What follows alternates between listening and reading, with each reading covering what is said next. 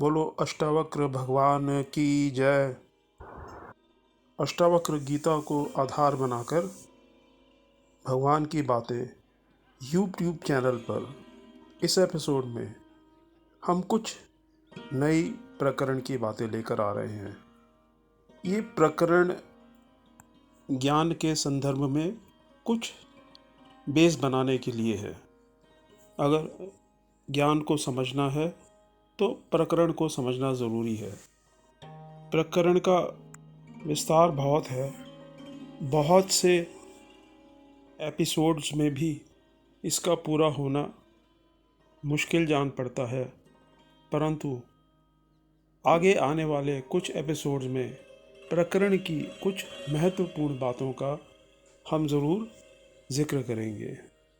शास्त्र भेद और अभेद दृष्टि की बात करता है।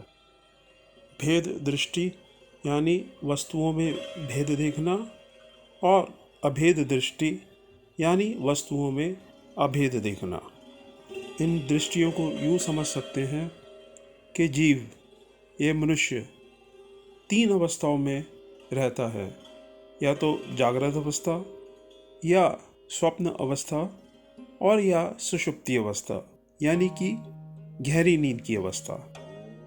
जागृत और स्वप्न अवस्था में इस मनुष्य को तरह तरह के पदार्थ, तरह तरह के जंतु, तरह तरह के विषय दिखाई देते हैं, और इनका आपस में भेद भी दिखाई देता है। तभी ये पदार्थ अलग अलग दिखाई देते हैं। अगर इन पदार्थों में भेद ना हो तो ये हमें पदार्थ दिखाई ही ना दें, दृश्य सम हो जाए और दृष्टि भी सम हो जाए। गहरी नींद में कुछ ऐसा ही होता है। हमारे सामने जो कुछ भी होता है, हम ना तो उसे देख पाते हैं, ना उसमें हम कुछ पृथक्ता कर पाते हैं। जागने पर हमें बस यह अनुभव होता है कि गहरी नींद में यानी सुषुप्ति में मैंने कुछ नहीं जाना, मैं उस समय कुछ नहीं जानता था, कोई पदार्थ मेरे समक्ष उपस्थित नहीं था, मेरी अपनी कोई दृष्टि वहाँ नहीं थी, मैं पूरी तरह से अज्ञान में था। यानी वहाँ सब कुछ एक रस था। वो एक अभेद की दृष्टि है। जागृत और स्वप्न अवस्था में हमें तरह तरह के पदार्थ दिखाई देते हैं। हम जड़ और चेतन पदार्थों को देखते हैं। पांचों ज्ञान इंद्रियों से विषयों का 5 तरीके से अनुभव करते हैं। पांचों कर्म इंद्रियों से तरह तरह के कर्म करते हैं। हम अपने समक्ष वस्तुओं को तरह तरह के नाम देते हैं। यानी व्यवहार काल में, चाहे जागृत हो या स्वप्न हो, हमें वस्तुओं में 3 चीज़ों का अनुभव होता है। एक उनका रूप, एक उनका नाम, और उनमें क्रिया।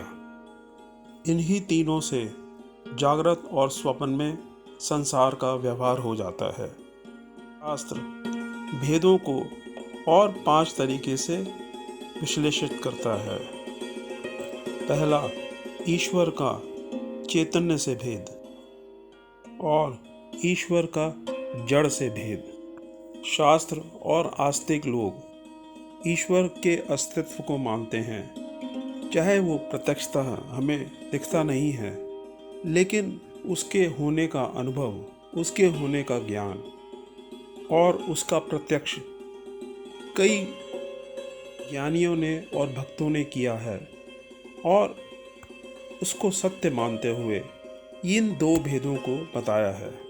प्रत्यक्ष है कि हमें ईश्वर दिखता नहीं, इसीलिए का जीवों से, जो कि चैतन्य है, भेद प्रत्यक्ष ही सिद्ध है।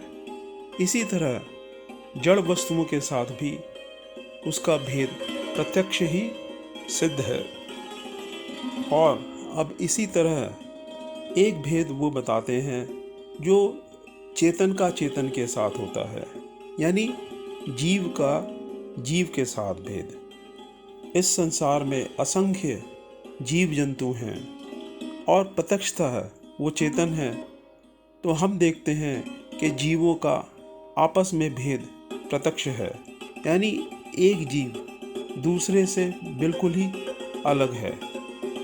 अगर जीव वास्तव में पृथक नहीं होते तो वो व्यवहार भी नहीं कर सकते थे। अब तीसरा भेद जो है वो जीवों का जड़ के साथ है। ये भी हमें प्रत्यक्ष ही है। जीव चैतन्य है और जड़ वस्तुओं में चेतनता नहीं है।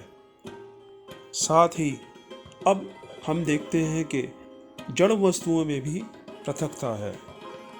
एक वस्तु दूसरी वस्तु से स्पष्ट रूप से भिन्न ही है। उनके रूप अलग हैं, उनके नाम अलग हैं, उनके गुण अलग हैं, उनके व्यवहार भी अलग हैं, उनकी क्रियाएं भी अलग अलग ही हैं। तभी उनसे व्यवहार होना पॉसिबल है। तो हमने देखा कि भगवान का जीवों से भेद है और भगवान का जड़ों से भेद है। ऐसे ही जीवों का परस्पर भेद है और जीवों का जड़ों के साथ भी भेद है। साथ में जड़ों का भी आपस में भेद है। तो ये हुए 5 तरह के भेद। इसी तरह से शास्त्र भेदों का एक और तरह से निरूपण करता है। सजातीय, विजातीय और स्वगत भेद। सजातीय भेद माने समान जाति वालों का परस्पर भेद, जैसे कि जीवों का परस्पर भेद। जैसा कि मनुष्यों में परस्पर भेद है, ब्राह्मणों का क्षत्रियों से भेद है। इसी तरह गाय, घोड़े आदियों में भी जातियां हैं जो आपस में भिन्न भिन्न हैं। पेड़ पौधों में भी सजातीय भेद हैं। आम की एक जाति के पेड़ आम की दूसरी जाति के पेड़ से भिन्न हैं। लाल रंग का गुलाब, पीले रंग का गुलाब, पिंक रंग का गुलाब, इस तरह के फूलों में भी जातिगत भेद देखे जा सकते हैं। अब विजातीय भेद की बात करते हैं। मनुष्य का पेड़ों से भेद है, मनुष्य का जानवरों से भेद है, चूहों का बिल्लियों से भेद है, कुत्तों का शेरों से भेद है। इस तरह के भेदों को विजातीय भेद कहते हैं। और तीसरे प्रकार का भेद है स्वगत भेद।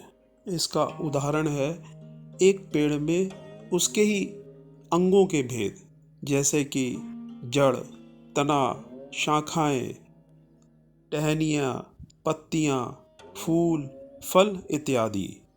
एक मनुष्य में भी ये स्वगत भेद हैं। हाथ पैर से भिन्न हैं, पैर आँखों से भिन्न है, हाथ कमर से भिन्न है, पेट छाती से भिन्न है, कर्म इंद्रियाँ अलग अलग हैं, ज्ञान इंद्रियाँ अलग अलग हैं। तो एक ही मनुष्य शरीर में जो भेद हुए, इनको कहेंगे स्वगत भेद। अब अभेद की बात करें तो अभेद का एक उदाहरण हमने लिया था सुषुप्ति, जिसमें अज्ञान पूर्ण रूप से एक रस था। उसी अज्ञान का अनुभव हर जीव करता है। क्या मनुष्य, क्या कुत्ते बिल्ली, क्या अन्य प्राणी और क्या ही देवता जब सोते हैं तो सबके मन की स्थिति उस सुषुप्ति में एक सी होती है। वो अज्ञान सबको एक तरह का ही अनुभव में आता है। उस एक रसता को, समता को शास्त्र अभेद कहता है। ऐसे ही आकाश में भी समता है।